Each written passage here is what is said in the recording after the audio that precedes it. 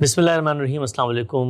مکتب غامدی کی ایک اور نشست میں خوش آمدید۔ 23 اعتراضات پر گفتگو کی سیریز جاری ہے اور آج اس سلسلے میں ہم قسط نمبر 136 شروع کرنے جا رہے ہیں۔ حدیث کیا ہے، یہ موضوع زیر بحث ہے۔ اس موضوع کی آج دوسری نشست ہے، آغاز کرتے ہیں۔ ہم سے بہت شکریہ آپ کے وقت کا۔ پہلی نشست میں ہمیشہ کی طرح جو ہمارا بنیادی سوال ہوتا ہے کہ اس پورے کے پورے اعتراض اور نقطہ نظر کے بارے میں آپ مثبت طور پہ کیا سمجھتے ہیں، حدیث آپ کی نظر میں کیا ہے۔ گفتگو کا آغاز ہوا تھا، ایک بات سامنے آئی کہ آپ کی نظر میں حدیث رسالت مآب صلی اللہ علیہ وسلم کی زندگی کا تاریخی ریکارڈ ہے۔ خود مولانا مناظر حسن گیلانی برصغیر کے بڑے معروف عالم، ان کی کتاب کا ایک حوالہ بھی آپ نے پیش کیا، اور پھر ہم اس بحث میں آ گئے تھے کہ خود اس تاریخ کی تاریخ کیا ہے، عہد بہد آگے بڑھ رہے ہیں۔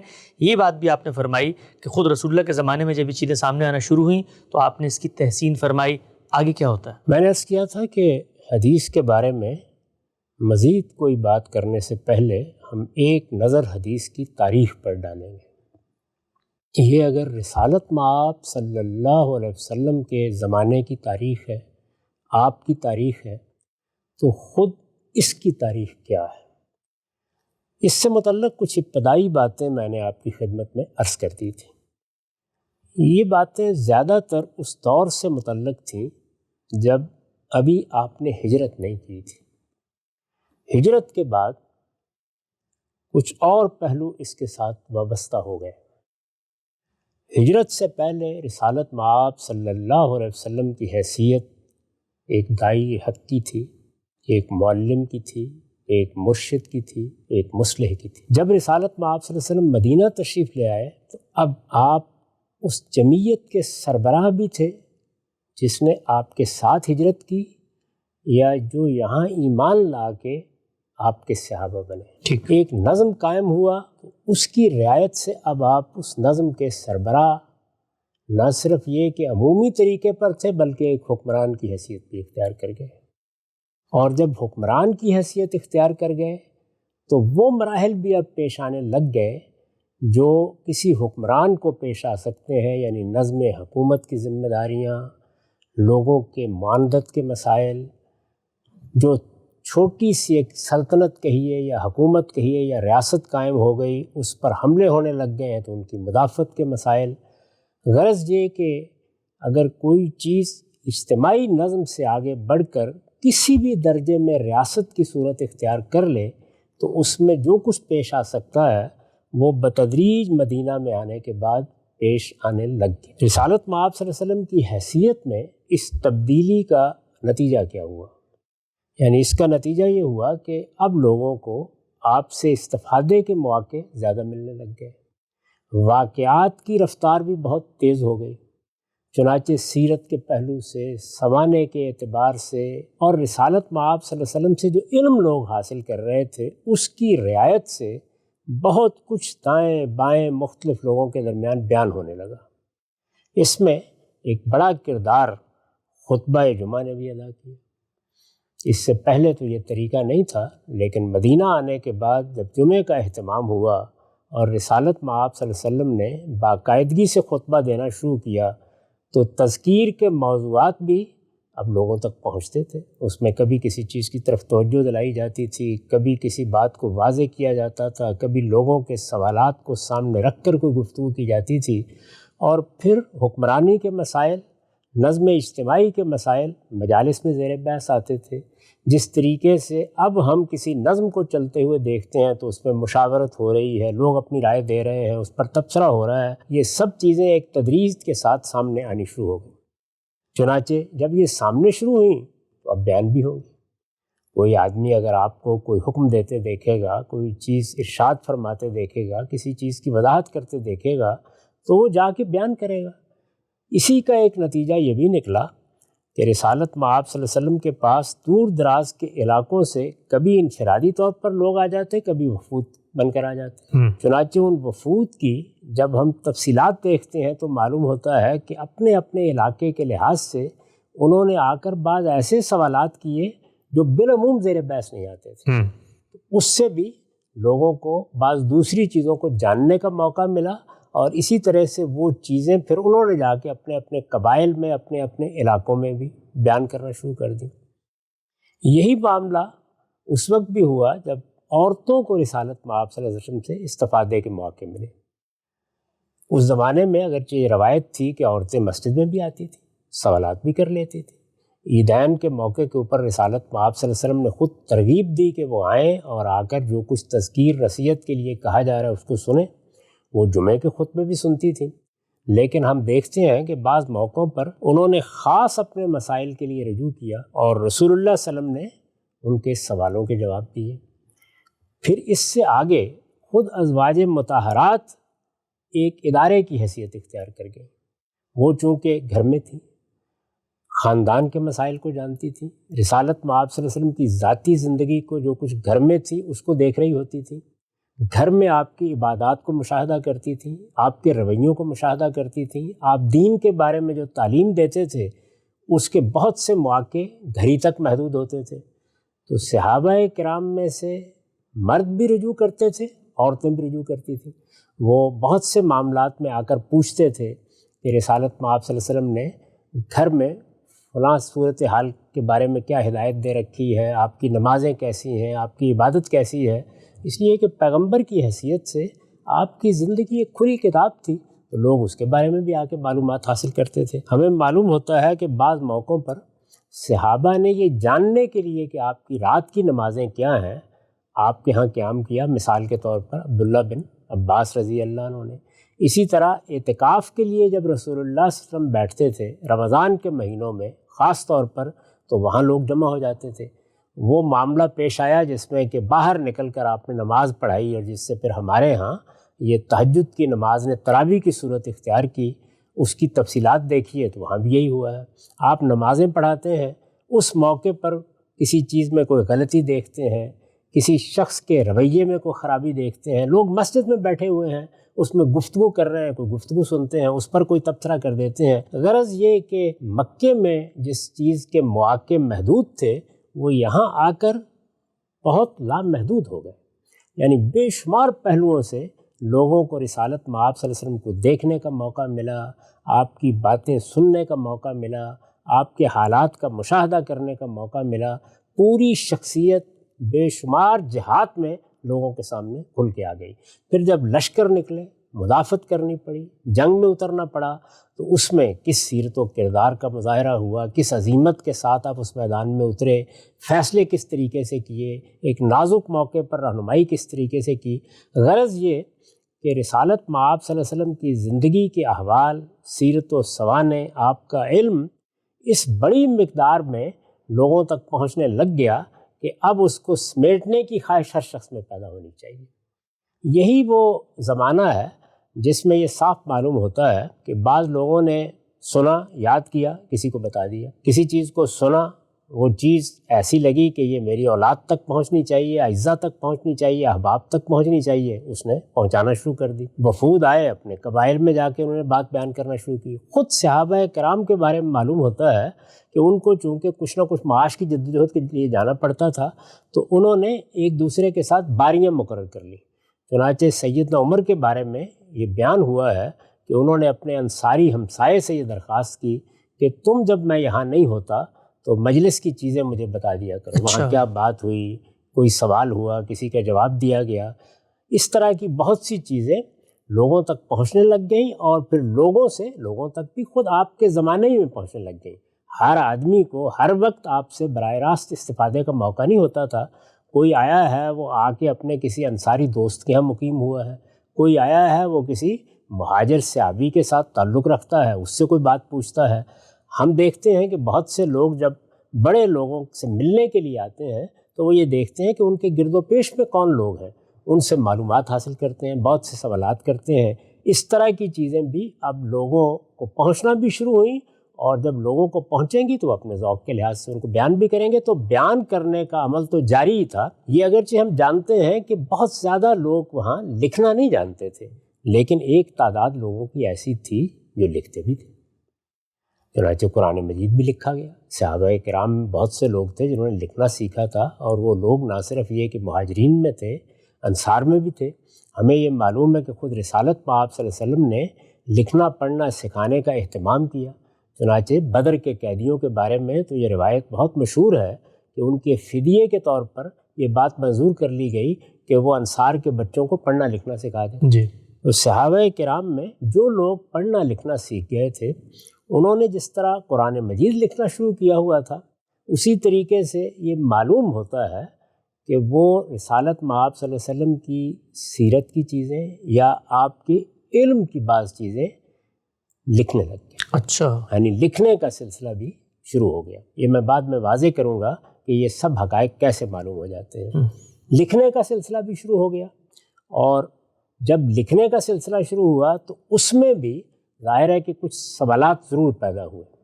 چنانچہ وہ جو سوالات پیدا ہوئے وہ ہمارے سامنے ایک بڑی شخصیت کے علم و عمل سے آتے ہیں، اور وہ شخصیت ہے حضرت عبداللہ بن عمر بن العاص کی۔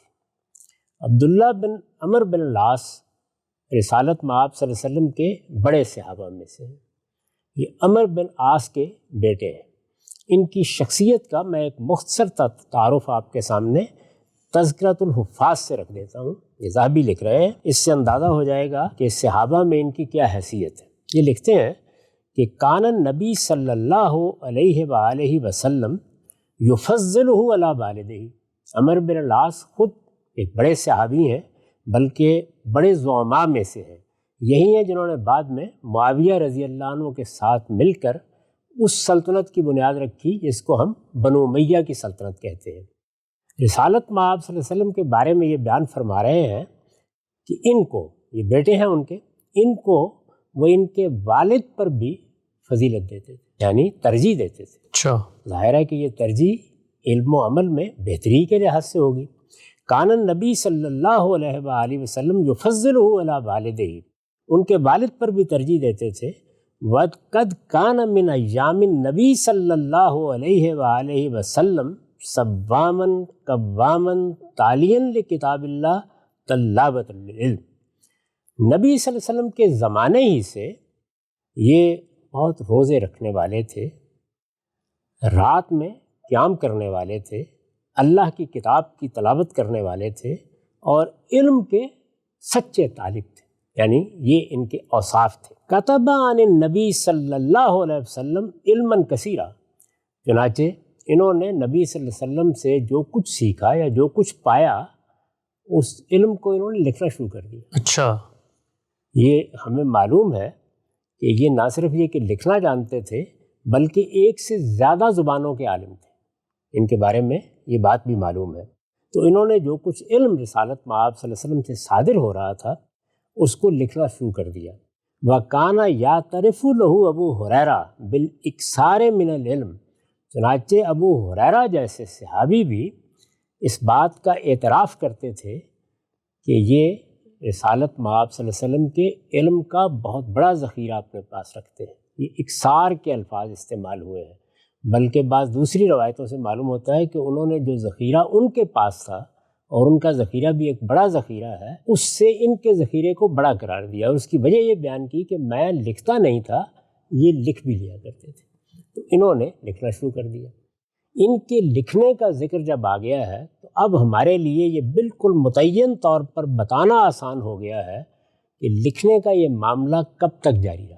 اچھا، یعنی جب ان کی شخصیت سے یہ بات واضح ہو گئی، کب تک جاری رہا۔ ان کے بارے میں ہم یہ جانتے ہیں کہ یہ 7 ہجری میں ایمان لائے، یعنی رسالت مآب صلی اللہ علیہ وسلم 10 ہجری میں دنیا سے رخصت ہوئے، یہ 7 ہجری میں ایمان لائے، اور اسی سال یہ مدینہ منتقل ہو گئے۔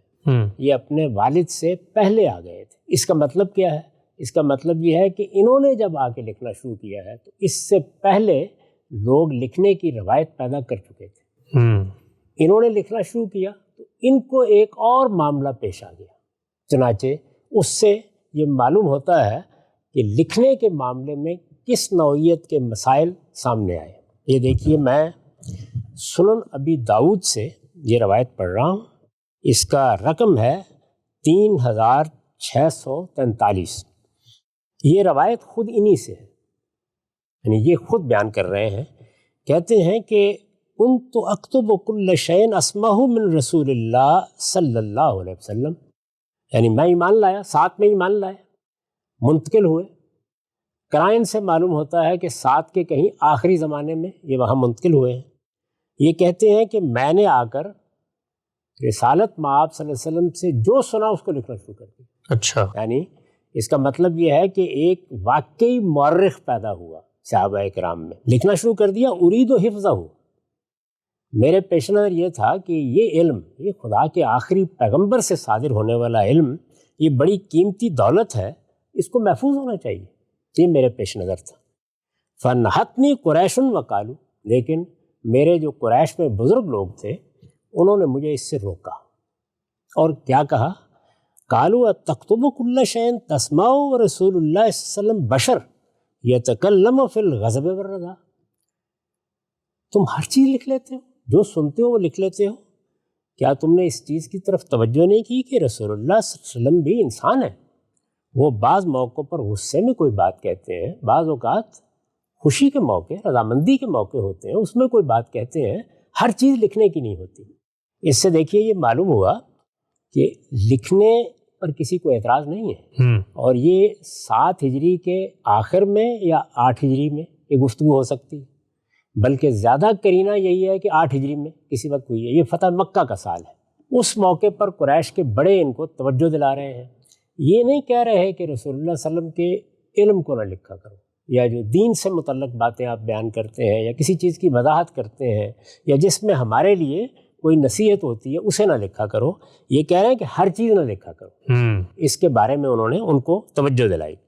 یہ کہتے ہیں کہ فَأَمْسَكْتُ عَنِ الْكِتَابِ، چنانچہ میں نے لکھنا بند کر دیا۔ اچھا، اب یہاں پر ظاہر ہے کہ بظاہر تو لگتا ہے کہ انہوں نے ہر چیز لکھنی بند کر دی، لیکن اگر آپ اس کو سیاق میں رکھ کے دیکھیں تو یہ واضح ہو جاتا ہے کہ انہوں نے اس طرح کی چیزیں لکھنی شروع کی جس پر اعتراض پیدا ہو رہا یعنی اب کسی حد تک انتخاب کرنے لگ گئے ہوں گے، تاہم انہوں نے بیان اسی طریقے سے کیا کہ میں نے لکھنا بند کر دیا۔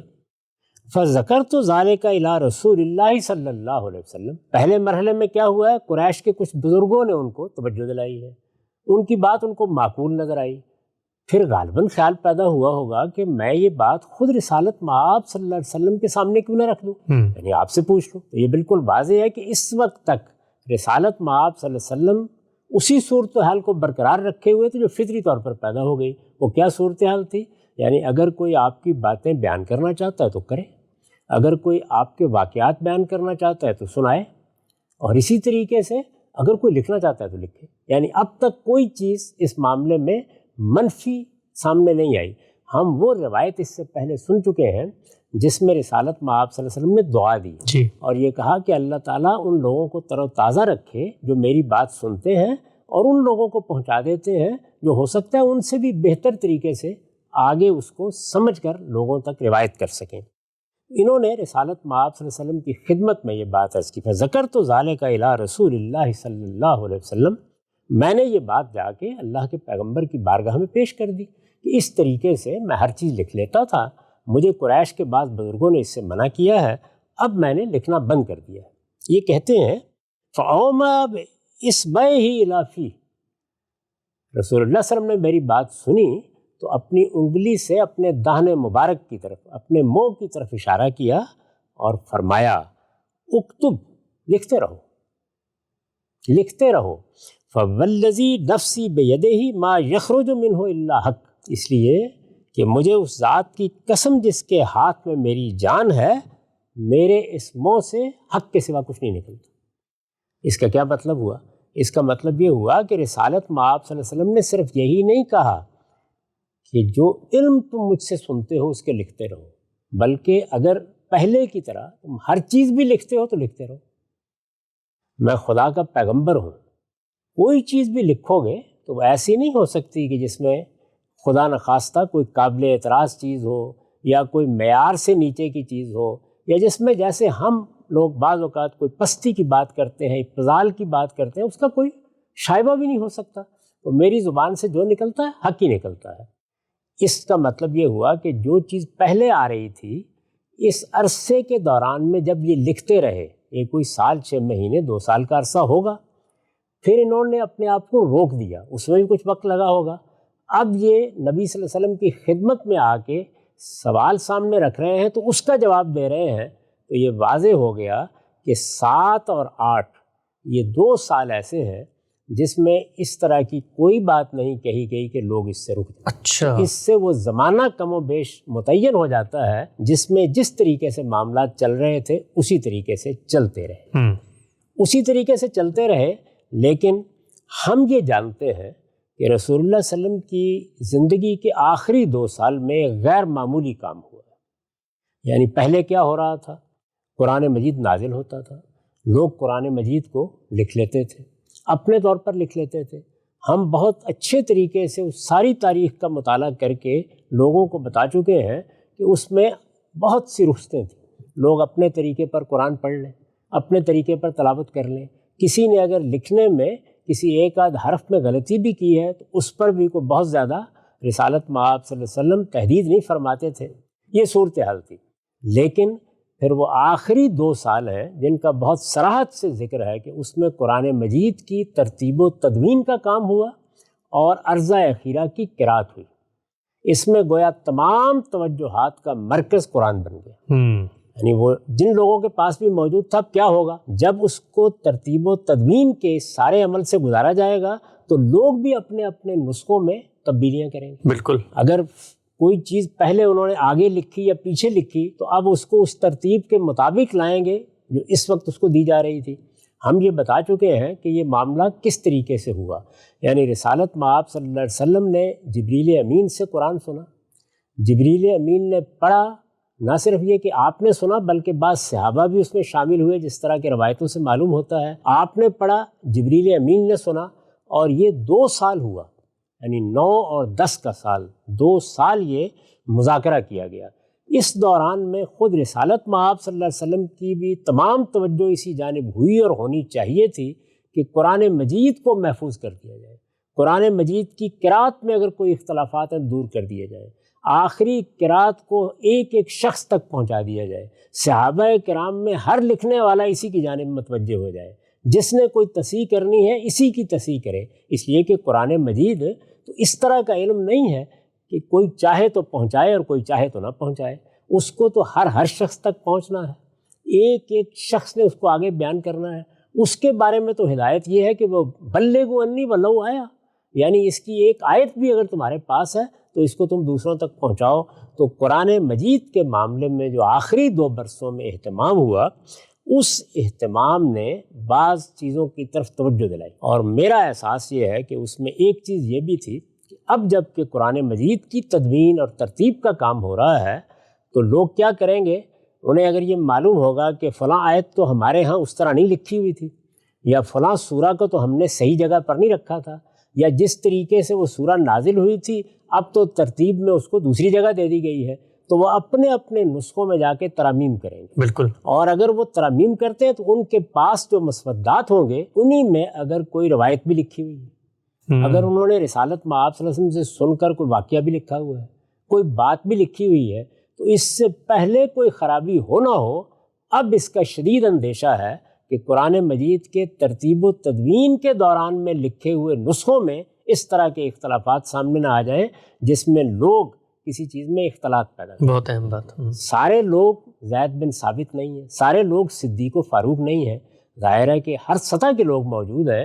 تو اس طرح کی اگر کوئی غلطی ہوئی، یعنی اگر تو معاملہ ہے 3-4 لوگوں کا، تو ان کو آپ توجہ دلا سکتے ہیں کہ احتیاط کرو۔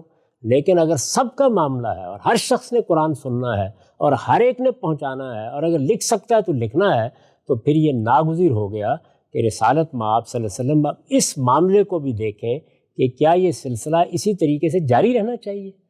یعنی کیا سلسلہ؟ روایتوں کو لکھنے کا، رسالت مآب صلی اللہ علیہ وسلم کی سیرت کے واقعات کو لکھنے کا، آپ کے علم کو قلم بند کرنے کا۔ تو یہاں کیا ہوا؟ یہاں آپ نے دیکھا کہ انہوں نے جا کے ذکر کیا، اور میں نے عرض کیا کہ یہ بالکل واضح ہو جاتا ہے کہ 7 کے آخر میں یہ آئے ہوں گے، یہ 8 ہجری ہے جس میں یہ واقعہ پیش آیا ہے۔ انہوں نے ذکر کیا، رسول اللہ صلی اللہ علیہ وسلم نے فرمایا لکھتے رہو، یعنی ابھی تک کوئی مسئلہ نہیں۔ آخری 2 سال ہیں جن میں یہ کام ہوا ہے، اور اس میں دیکھیے کہ رسول اللہ صلی اللہ علیہ وسلم نے کس طرح کی ہدایت فرمائی۔ یہ مسلم ہے، اس میں جو روایت میں آپ کے سامنے پڑھ رہا ہوں، اس روایت کا رقم ہے 3004۔ یہ کہتے ہیں کہ ان رسول اللہ صلی اللہ علیہ وسلم قال، ابو سعید خدری کی روایت ہے رضی اللہ عنہ، رسول اللہ صلی اللہ علیہ وسلم نے فرمایا لا تکتبوا انی، اب کوئی چیز میری طرف سے نہیں لکھی جائے.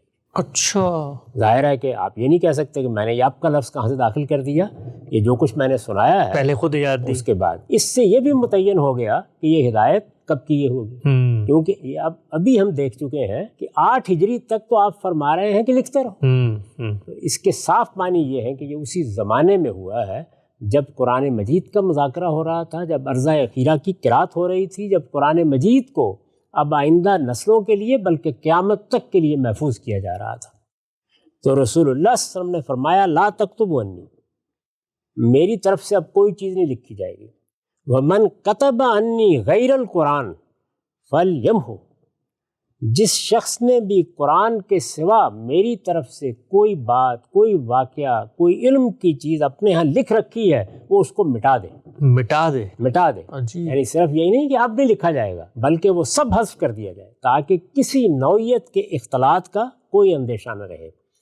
لیکن یہ علم جو رسالت مآب صلی اللہ علیہ وسلم کے لوگوں کو پہنچ رہا تھا، فرمایا وحدثوا انی ولا حرج، ہاں زبانی بیان کرتے رہو، اس میں کوئی مسئلہ نہیں. سبحان اللہ. اس لیے کہ زبانی بیان کرنے میں قرآن کیا ہے، قرآن کا لب و لہجہ کیا ہے، قرآن کا انداز کیا ہے، اس کا فرق واضح رہے گا. لوگ قرآن کی تلاوت کرتے ہیں اور روایت کو بالمعنی بیان کر رہے ہوتے ہیں، ہر شخص پہ واضح ہوگا.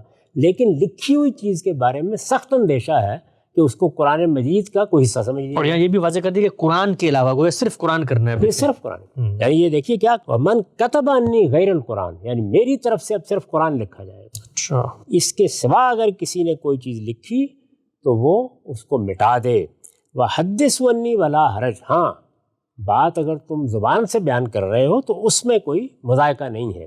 اور اس موقع پر جو کچھ زبان سے بیان کیا جا رہا تھا اس کے بارے میں سخت تنبیہ فرمائی. ومن کذب علی متعمدا فلیتبوأ مقعدہ من النار. یہ بات البتہ ہمیشہ یاد رکھو کہ جس نے جانتے بوجھتے کوئی چیز جھوٹ میری طرف منسوب کی وہ اپنا ٹھکانہ جہنم میں بنا لے. رسالت مآب صلی اللہ علیہ وسلم نے اس طریقے سے آخری 2 برسوں میں لوگوں کو اس سے روک دیا کہ وہ نہ اب ان 2 برسوں میں مزید کوئی چیز لکھیں گے، اور اگر اس سے پہلے قرآن کے علاوہ کوئی چیز لکھ چکے ہیں تو اسے ختم کر دیں گے. اس سے ہمارے سامنے ایک پوری تصویر آ جاتی ہے. یعنی رسالت مآب صلی اللہ علیہ وسلم کا یہ علم، وہ علم جو لوگوں تک آپ کی زبان سے پہنچا، یہ لوگوں کے لیے ہمیشہ سے ایک قیمتی دولت تھا. پہلے دن سے جب لوگوں نے آپ کی رسالت کا اقرار کیا تو ان کی دلچسپی اس سے تھی، اس سے ہونی چاہیے تھی. وہ اس کو لکھتے بھی تھے، وہ اس کو زبانی بھی بیان کرتے تھے. اس کے تمام مواقع کی طرف میں نے اشارہ کر دیا. یعنی ایک معلم کی حیثیت سے، ایک مرشد کی حیثیت سے، ایک مصلح کی حیثیت سے جو کچھ آپ فرمائیں گے وہ لکھا بھی جائے گا، وہ بیان بھی کیا جائے گا.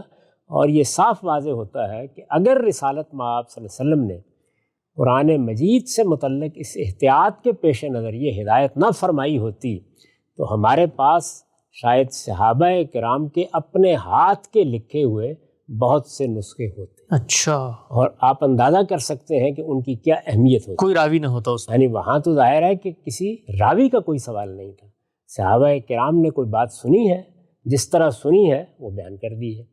یہاں آپ ایک سوال کر سکتے ہیں، اور وہ یہ کہ یہ اتنی قیمتی دولت ہے لیکن آپ نے قرآن کی حفاظت کے پیش نظر یہ گوارا کر لیا یہ نہ لکھی جائے، اور اگر لکھی گئی ہے تو مٹا دی جائے. جی، تو اس سے یہ بات آپ سے اب واضح ہو گئی کہ اس کے نتیجے میں دین کی کسی بات کے ضائع ہونے کا کوئی اندیشہ نہیں. سبحان اللہ. یعنی دین کے عقائد و اعمال وہ قرآن و سنت میں محفوظ ہو چکے. بہت اہم بات. اللہ تعالیٰ کے پیغمبر نے جو دین لوگوں کو پہنچانا تھا وہ اللہ کی کتاب کی صورت میں پہنچ چکا ہے.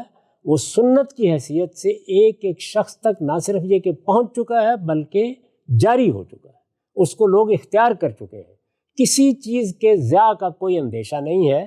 البتہ یہ علم ہے، اور یہی فرق میں نے واضح کیا تھا کہ حدیث کی بارگاہ میں آتے وقت پہلے مرحلے میں جان لیجئے کہ جہاں تک دین کا تعلق ہے، یعنی دین کے عقائد کیا ہیں، دین کے اعمال کیا ہیں، وہ سب قرآن مجید میں موجود ہیں اور سنت کی صورت میں مسلمانوں کے اجماع اور تواتر سے منتقل ہو رہے ہیں۔ یہ رسول اللہ صلی اللہ علیہ وسلم کا علم ہے، اس میں سیرت ہوگی، سوانے ہوں گے، آپ کا علم ہوگا، یہ کوئی معمولی دولت نہیں ہے، اس کو بھی لوگوں تک پہنچنا ہے، یہ پہنچنی چاہیے۔ اس کی ایک ایک چیز سے میری، آپ کی اور ہر اس شخص کی دلچسپی ہوگی جو قیامت تک آپ پر ایمان لاتا ہے۔ یہ کوئی ایسی چیز نہیں ہے کہ اس سے صرف نظر کر لیا جائے۔ اس زمانے میں جو بڑا عالم پیدا ہو جاتا ہے اس کی ایک ایک چیز ہمارے لیے ایک بڑی نعمت بنتی ہے۔ تو یہ تو خدا کے آخری پیغمبر کا علم ہے، یعنی وہ علم ہے کہ جس کے حامل کی حیثیت ایسی غیر معمولی ہے کہ کوئی اور شخص اب اس طرح کا پیدا ہی نہیں ہونا، نبوت ختم کی جا رہی ہے۔ تو اس کی اہمیت، اتنی غیر معمولی اہمیت کے باوجود رسالت مآب صلی اللہ علیہ وسلم نے اس کے بارے میں یہ حکم دے دیا۔